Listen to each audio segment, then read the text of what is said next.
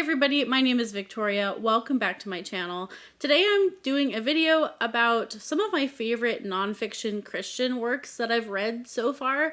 I don't necessarily consider myself a super well-read person in this genre. However, when I have picked up nonfiction, I have picked up a lot of this specific genre. So I thought it might be interesting to go through some of my favorites, some of the books that have made the biggest impact on me. Some of these books I haven't read in quite a few years, and so my memory might be fuzzy on some of them. However, these are books that have had some sort of long-term effect on me. And since it is Nonfiction November, I thought this would be a good time to chat about them. I'm gonna go in order from least favorite to favorite, from number 10 to number 1. And I'm actually gonna start with an honorable mention, so this is number 11, actually. And that book is Bonhoeffer, Pastor, Martyr, Prophet, Spy by Eric Metaxas. I decided to put this as an honorable mention book because it's a bit more of a biography. It's a little bit more written as a history textbook, if you will.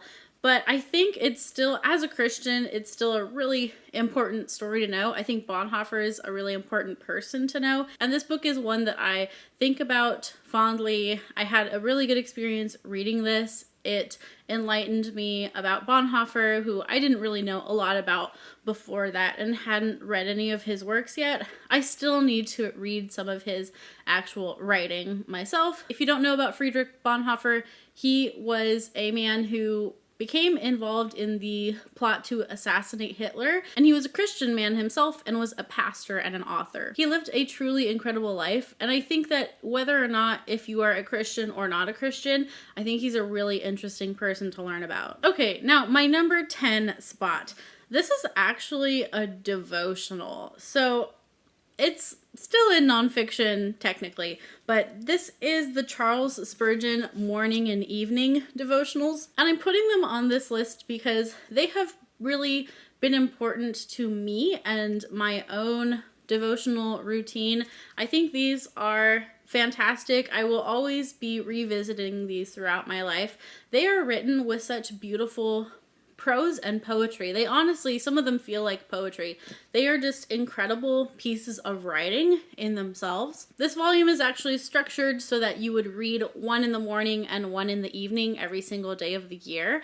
And this is always a really good book to kind of jumpstart my day and help me get back into a routine of having some quiet time with God. In my number 9 spot, I'm going to put Too Busy Not to Pray by Bill Hybels. Prayer has always been something that I've personally struggled with a bit. It's taken me a lot of self-discipline to actually pray. It's not something that I naturally gravitate towards, and this book really helped me to make more of a conscious effort. It gives you some practical tips and tools on how to maybe structure a prayer, how to structure your prayer life. There's a lot of different ways you can pray to God, and I'm not saying there's one way that works best.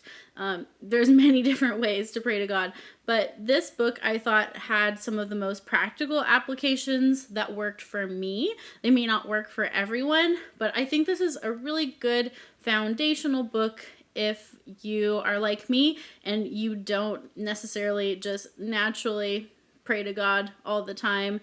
This book really first makes sure you understand the importance of prayer and the power of prayer, and also gives you some practical application for it. My number 8 spot is a book that I don't actually own. I borrowed this from a friend at the time, and both Julio and I read this because it was a mutual friend that we had. And this book is called Torn by Justin Lee. I think it's really important to see this issue from the queer community's perspective. There was a time when Julio and I were both really looking into this issue and doing as much research as we possibly could. I think it's really important before you claim that you have one theological argument over another. I think it's really important that you read from someone's perspective who is a gay Christian, because I think it's important to read real people's experiences and perspective. I don't want to speak for Justin. He does a great job in his book. So if this is an issue and conversation that would interest you, I definitely recommend this book. I recommend this book to you regardless of what you think theologically about this issue, this is a really impactful book. In spot number 7, I have a book that I haven't read in a really long time, and so I'm pretty fuzzy on this one, but it's The Divine Conspiracy by Dallas Willard. From what I do remember of this book, I loved the really dense writing of Dallas Willard. It's definitely not a casual reading style at all. You have to really just get in there with the nitty-gritty, and you have to dissect a lot of things. This is a very like heavy theology, intellectual kind of book, but I just remember it being so fascinating, and I personally just eat that stuff up. And I find just apologetics in general really interesting. I don't think this is a book that everyone's going to love the experience of reading. It's pretty long, it's pretty dense, but I got a lot of amazing nuggets from it. And I definitely need to revisit it. I don't own a copy. I think I read it on an ebook, so I need to have a copy of this, and I would love to read some more Dallas Willard. I think I actually bought a shorter Dallas Willard book recently, so maybe I'll read that first. Can't remember the title of it, but I'll read that one first, and then maybe I'll get a copy of Divine Conspiracy and come back to it someday. In spot number 6, finally a book that I actually own, and that is The Hiding Place by Corrie ten Boom. I read this year, so this book is more fresh in my mind than the last book. Corrie ten Boom was a woman who lived in Holland, and she helped hide Jews from Nazis. And she had a spot in her house. It was like right behind her bedroom. It was like a nook, really. It wasn't even a room. It was more of a closet nook. And they would be hiding Jews there and protecting them. Corrie ten Boom has an incredible story. I do think this particular book is definitely geared toward more people who, if you're already a Christian, I think you'll probably get a little bit more out of this. But I think if you aren't a Christian, this is also a really good story to know. I think she's an amazing person in history to know about, and especially if you're interested in World War II history, Corrie ten Boom's biography is a great read. It's not necessarily written by her.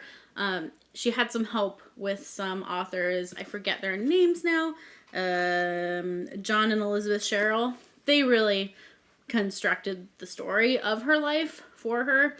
Corrie ten Boom has also written some things herself, but I haven't read those yet. But The Hiding Place was a really great book. It's probably one of my favorite books that I've read this year. In spot number 5, I have the Lee Strobel books, Case for Christ, Case for Creator, Case for Faith. I'm actually reading Case for Faith right now, and I do own them all physically, but I am reading Case for Faith on audiobook right now.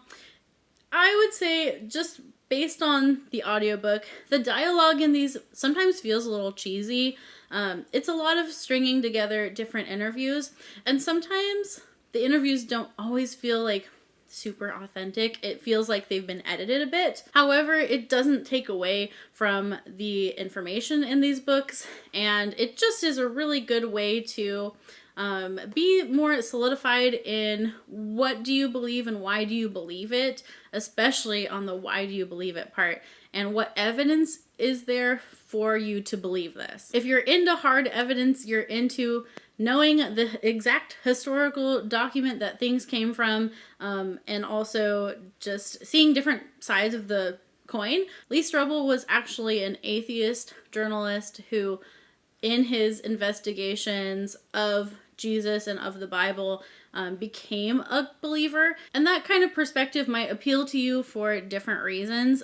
Definitely more of an intellectual look at Christianity and what evidence is there for what we believe. Like I said, I do think the dialogue in these is sometimes a little bit over edited and maybe on the cheesy side, but Lee Strobel is still really interviewing these people. He knows how to make an argument, so they're really excellent. These next 4 books are going to become a little bit more personal to me. These have had more of a direct impact in my life. One of those books, and spot number 4, is Living the Cross-Centered Life by C.J. Mahaney. I'm sorry, my light is so bad. I'm going to hold it back a little bit.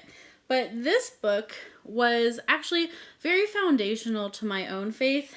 and just really understanding what the cross means, what Jesus' sacrifice meant in my own life, and what it meant for the world. This book really helped me to dwell on that and to really have a great picture of it. I think this is a great book to read around Easter, leading up to Easter. Mahaney does a really good job of painting the picture of what that day would have looked like of Jesus being crucified. And another point that he really tries to drive home in this book is that every moment of our lives, we should be reflecting on Jesus, reflecting on the cross. It should be something we do regularly. If you've been a Christian for a while, I just think it's really easy to take it for granted and forget the sheer amazement that you have when you are maybe a newer Christian or a newer person to faith. And this book was just a nice reminder for me to be amazed at Jesus' sacrifice. In spot number 3, I have a book that's very well loved. My cover is a little bit coming apart. It's like peeling. But this is The Radical Cross by A.W. Tozer.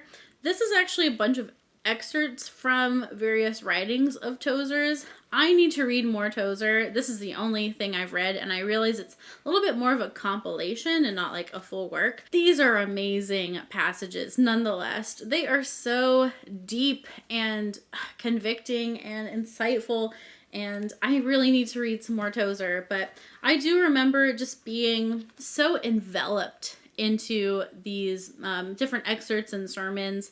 He had a great way with words. He just knew how to communicate. He was just a really good communicator. So this book, I definitely want to revisit. I really need to read some more Tozer, but I think of this book very fondly. In spot number 2, I have Counterfeit Gods by Timothy Keller, which I don't actually have a cover. I got this for like $1 at a used bookstore, and it didn't have the cover. So I will put a picture of the cover if you want to know more what that looks like if you actually bought it in a store. But Counterfeit Gods is about the idols in our lives. And by idols, what I mean is things that replace God sometimes for us. Things that we prioritize, and it really helped me to think about the priorities in my life. I still want to reread this book from time to time because I think it's just such a good reminder. It's so easy to put other things in my life above God and above spending time with God. Just being honest here, but it's really easy for me to do. It's easy for me to get obsessed with things of the world, things that I love to do, and people even that I love to spend time with. It talks about idols in our lives, and it talks about how to replace those idols.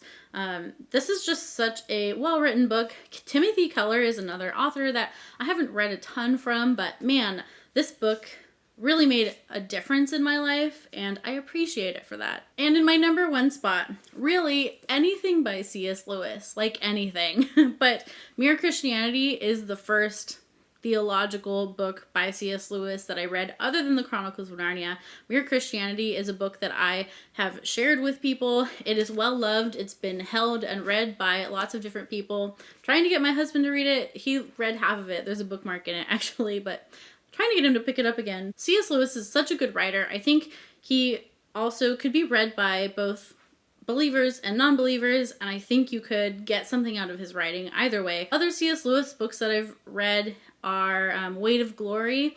I have a couple more books that I still need to read. I have The Problem of Pain and one other one that I can't think of right now, but The Great Divorce, that's what it is. So if you want to buddy read those with me, let me know, because I do still need to read those. But Mere Christianity has been the one that has really helped me solidify my faith in different ways, and it's just really good. It's just really close to my heart. I read this as a younger Christian, and I've reread it a few times.